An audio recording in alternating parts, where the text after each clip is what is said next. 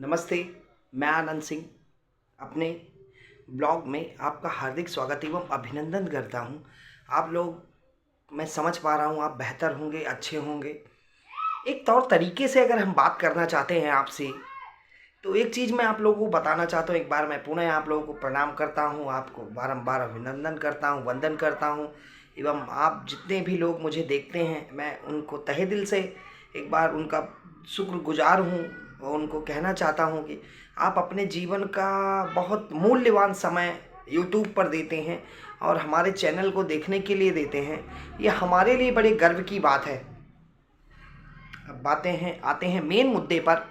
तो मेन मुद्दे की बात करना चाहते हैं कि जैसे किसी के यहाँ कोई ख़त्म हो जाता है, तो उस दरमियान लोग पैंडेमिक के एक तरीके का एक एक एक एक कुछ समय का एक पैंडेमिक आता है, मेंटल पैंडेमिक जिसको हम कहते हैं, कि आदमी फिर वैसे हो जाता है, फिर वो अपने जीवन को जीने लगता है।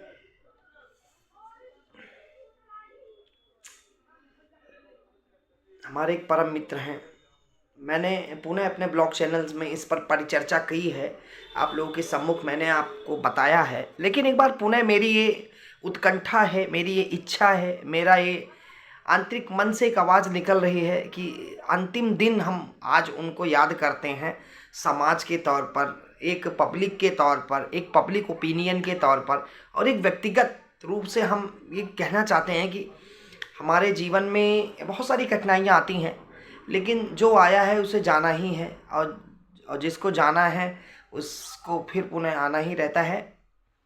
ये एक आने जाने का जो एक समय है ना, मेंटेन, ये टाइम चलता रहता है जीवन में। अब एक बात और आपसे कहना चाहता हूँ, असफल लोग जीवन में जो होते हैं वो सफल भले ही ना हो पाए, लेकिन ना उन्हें पता है कि जीवन को कैसे जीना है, किस कंडीशन में जीना है और कितने वैल्यूएशन में जीना है। हाँ, हम बात कर रहे थे मृत्यु की, और जहाँ पर पैंडेमिक हो जाता है फिर वहाँ पे से लोग कैसे निकलते हैं।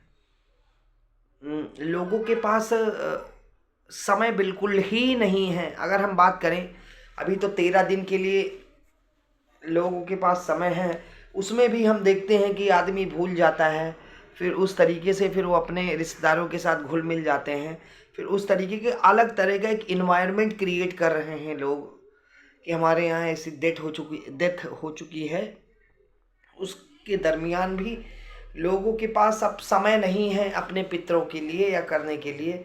हम देखते हैं कि लोग तुरंत के तुरंत अब इंजॉय करने लगते हैं, हर चीज़ करने लगते हैं पब्लिक के लिए, लोगों के पास एक समय ही नहीं है।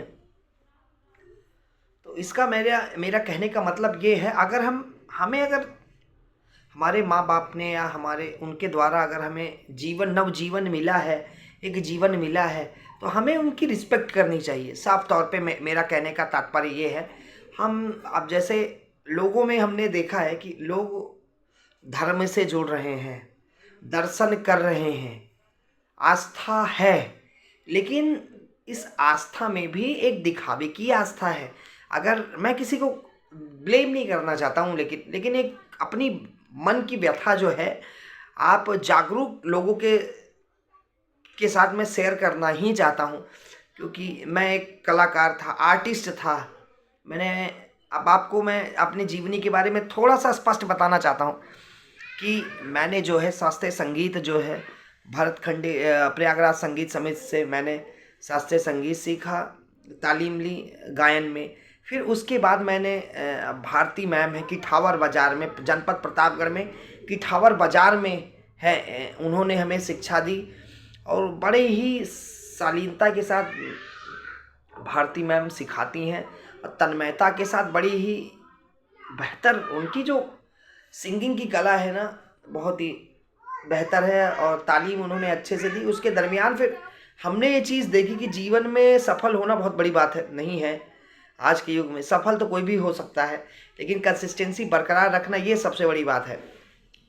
तो हमने शास्त्रीय संगीत सीखा, फिर भातखंडे शास्त्रीय संगीत संस्थान से हमने 2 साल शास्त्रीय संगीत सीखा, क्योंकि उस दरमियान हमें बहुत सारी प्रॉब्लम्स को फेस करना पड़ा। हमने ऐसे नहीं कि हमने यहाँ पे लखनऊ में भातखंडे में रहना सीखना करना ये बहुत कठिन काम है। हमने उसी दरमियान मेडिकल कॉलेज में हमने भजन भी गाए, गाने भी गाए, हमने बहुत सारे स्ट्रगल्स झेले हैं और स्ट्रगल अभी भी झेल रहे हैं।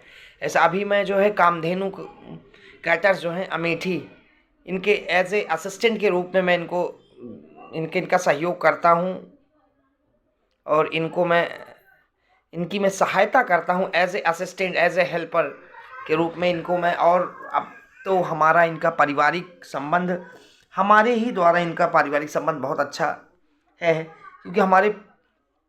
क्योंकि हम जिससे जुड़ते हैं, अगर कोई गैर भी अगर हमें बुला लेता है तो फिर हम उसके यहाँ ज़रूर जाते हैं और आशा हम यही करते हैं कि उससे ज़रूर जुड़ें, कनेक्ट होने के साथ साथ हम रिस्पेक्ट करते हैं।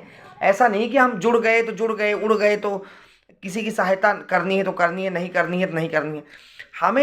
हमें आपसे जुड़ना है तो फिर जुड़ना है, और नहीं जुड़ना तो फिर नहीं जुड़ेंगे फिर।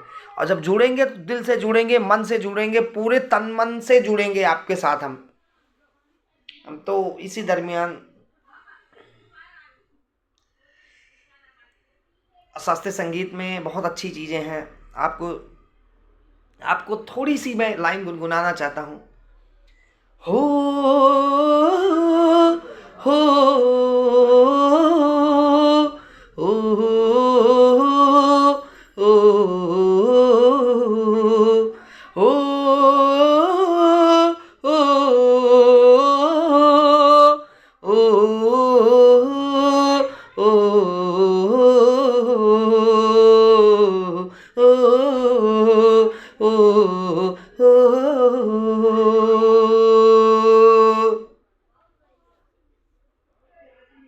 तो कहते हैं आवाज में खनकपन हो, आवाज में भाव हो, आवाज में एक एनर्जी हो। और आप लोग ब्लॉग चैनल को हमारे ऐसे देखते रहें, आशा करता हूँ आपको अच्छा लगेगा मेरा ब्लॉग। इसी आशा के साथ मैं अपने शब्द को विराम देता हूँ। फिर मिलते हैं अगले समय, अगले पल, और इसी आशा के साथ मैं अपने शब्दों को विराम देता हूँ। सुनते रहिए, मेरा ब्लॉग देखते रहिए। जय श्री श्याम।